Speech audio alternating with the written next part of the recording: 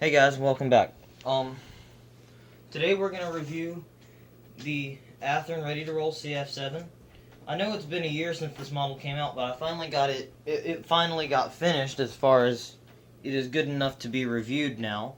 But I know Train World I think still has some in stock, and I'm sure you can still get them somewhere. I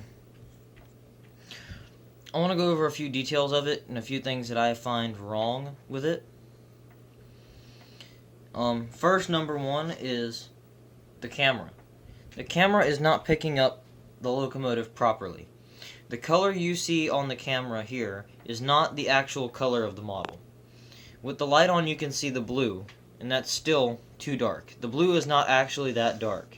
The blue is a little bit lighter, and actually looks really good. And the yellow is not that yellow. The yellow actually has an orangish tint to it that actually gives it a realistic look of the Santa Fe. So the colors you're seeing on camera are not exactly correct. I don't know what it is with the lighting and why it looks like this, but it definitely looks a good bit different to the naked eye.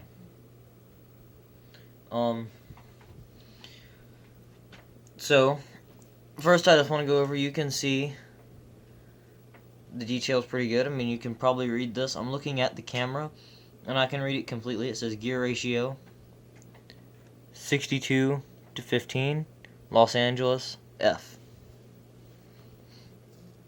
Let's go over some detail parts of the model. First, I'm going to do the front pilot like I normally do. And as you can see, there is nothing there. I am very disappointed that Athearn does this. Athearn does this all the time. They will make a ready-to-roll model, like say the SD40-2, and they do a good job. They do a great job other than the motor that everybody hates. And then you get to another model that should have been done just as well, and it's missing the detail that the other ones have, and it still costs the same.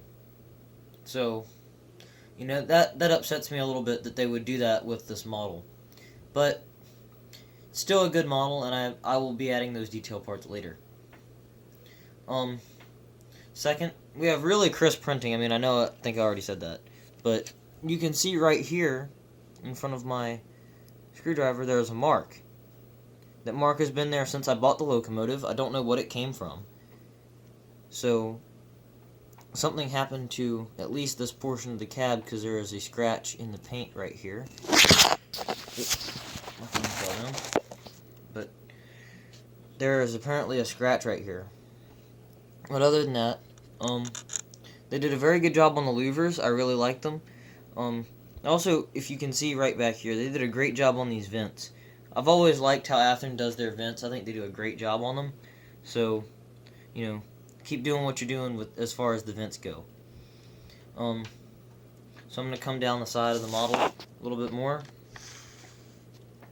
And here we can see our fuel logo here. And that's about it for the side of the model. I mean, there's nothing else other than way up here we have the fire extinguisher inside logo. And I can read it from back here, and I'm behind the camera. I know it might be a little bit hard to read on camera, but I can try to get this to get up there and see it.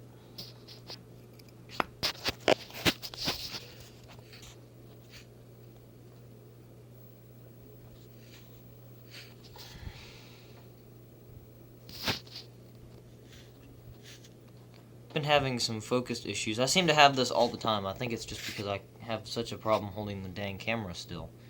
But you might be able to read that. It actually does say fire extinguisher inside, and they did a very good job as far as the decals on here. We also have another scratch here on the fuel tank. Oh, okay, never mind. That was just dirt. I was able to just wipe it off. Moving on to the back. The back, we do have an obvious scratch right here under the headlight. Right there, we have a pretty obvious scratch on the model. So, I don't know what caused that. That's been there the entire time I've owned the model as well. still too close, but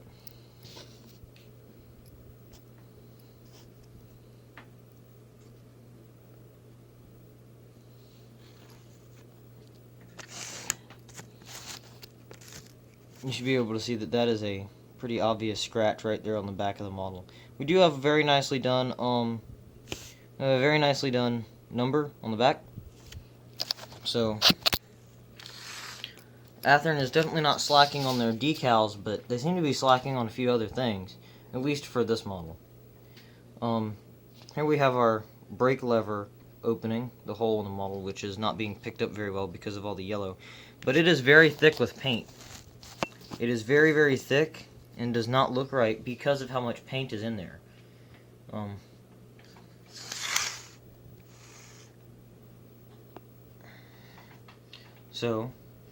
And I forgot to mention our speed recorder. They did do a pretty good job with actually adding the speed recorder, but that's the only detail they seem to want to put in the model.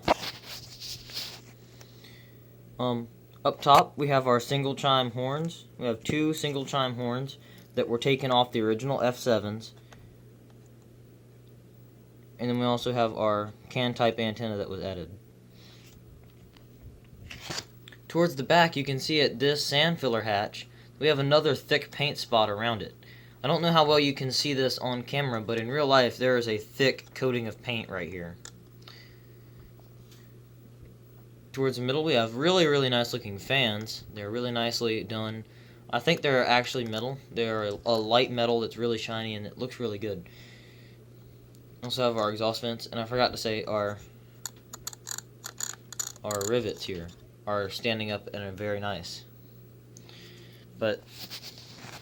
So that's about it as far as the locomotive goes. I also want to show you that on the bottom, if I can hold it still,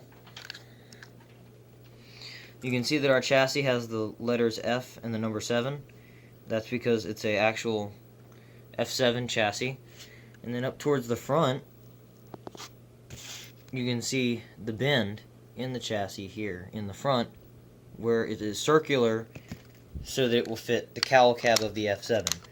So they actually did use the F7 chassis, and it makes for a good model just because it kind of goes into the realism of having the actual build type of the CF7. Even though, I know they did it because that's the easiest way to do it, and the fact that it does make it more realistic.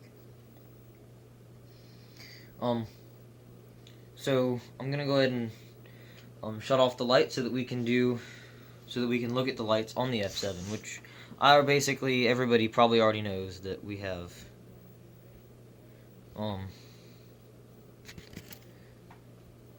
incandescent bulbs. I don't know if you see this, but there is a blue tint glowing around the cab. I'm not sure what that is. I'm just now seeing that because of the camera. Must be a reflection from somewhere because it's coming from back there. Just found it very, very odd that that was right there. Now, the glare on the cab is not... There's something back here behind me that's making the glare, but we'll disregard that for now. That's not part of the model. But here we go. I'm going to turn on the headlights. Now, this is going to be dim because I have the decoder in here, and my decoder is set to auto dim the headlights. So this is dim, and then we have full brightness. And we actually had to get motion to see them. And now we'll turn it around so we can see the rear.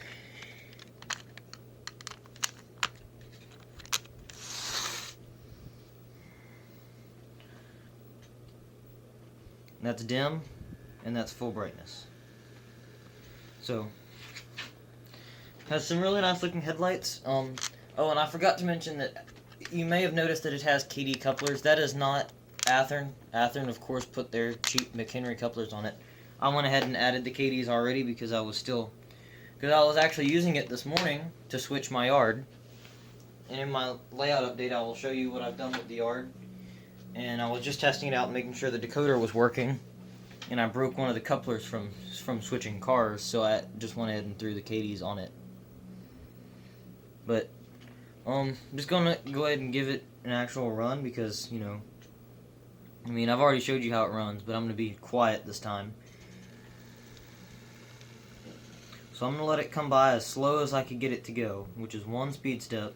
This is as slow as I could get it to go and run smoothly.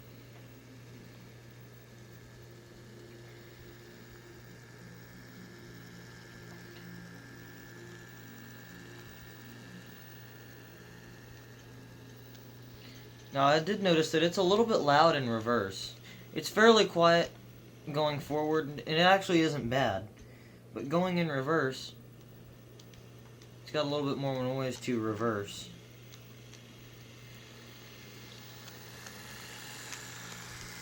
And I've been debating putting a Kato motor in it.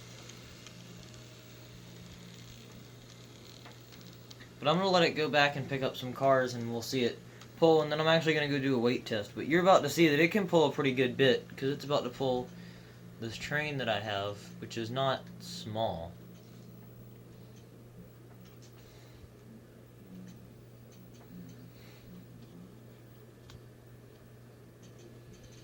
It takes a good bit of power for it to get it to do it, but it will.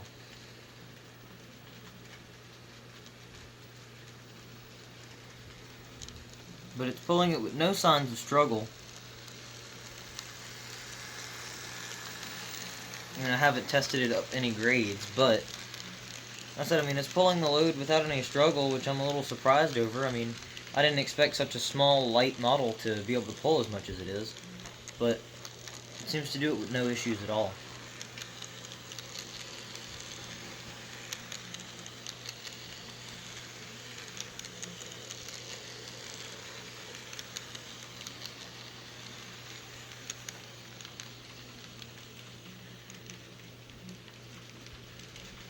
So this is going to be as fast as it will go running by, which is actually, I mean, pretty quick. And it's pulling the whole load at a pretty good speed. I mean, now that I've slowed it down a good bit, now I'm back to the speed I was at. But you could hear that it runs pretty noisy when you get up to the higher speed ranges. But at slow speed, where a switcher would normally be running, it's a very, very nice model. I really do like it, but I don't know if it was worth, even though I did end up getting a really good deal on it, I don't know if it was fully worth what I paid for it. Let me grab the box, which is right here. I paid, box says 80, but I actually talked him down to 65. So, but I got it at a train show in Foley, Alabama, in the last month. No, not in the last month.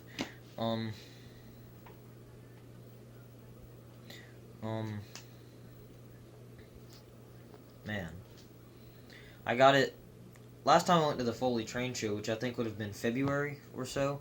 Remember, it was cold, but other than that, I do remember the model had been sitting there for a while, and I bought it only because he was going to give me the $65 deal.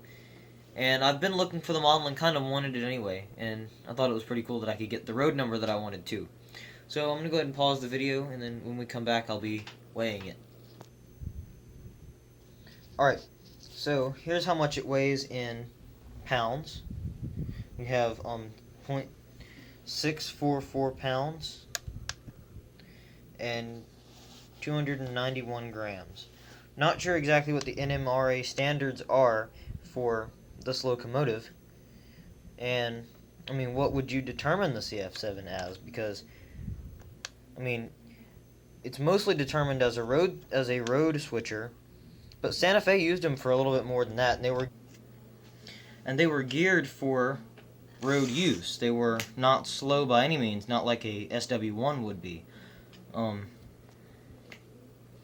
But at the end of the day, I have to give this model a rating. So, as far as a rating goes in number form, is from 1 to 10, I give it a 5. I have to give it a 5 because it's lacking detail in spots that it should have them. I mean, and I'm not saying, and it's not because it's lacking detail because Athearn doesn't add them. It's lacking detail because Athearn didn't want to add it to this model. So I'm a little disappointed in that. But other than that, it got a very good, as far as motor and drive, it's very smooth, and for the most part quiet. It's not really loud like some of the older ready to rolls and blue boxes used to be. They did most of the upgrades in the trucks, but there has been slight motor upgrades, and I've seen them change over time. And this does have a slightly different motor than most do, and I would pull it apart and show you, but it's basically the same motor and is not a can motor. It's still an open frame motor, which is what Athearn really needs to change about their stuff. And overall it gets a 5, but as far as operations, I think I'd give it a 7. Being that a Kato is a 10, and an Athearn Genesis would be a 9, and Intermountain would be a 9, and I'd give it a 7 because it's smooth, and it'll run very slow, but it's still not as quiet as I would like it to be. And detail, I still gave it a 5, and overall I'm giving it a 5. But for $65, it wasn't a bad deal. And with that, go ahead and wrap up the video. So y'all be safe, don't get hurt, and I'll keep watching my videos. Thanks for watching.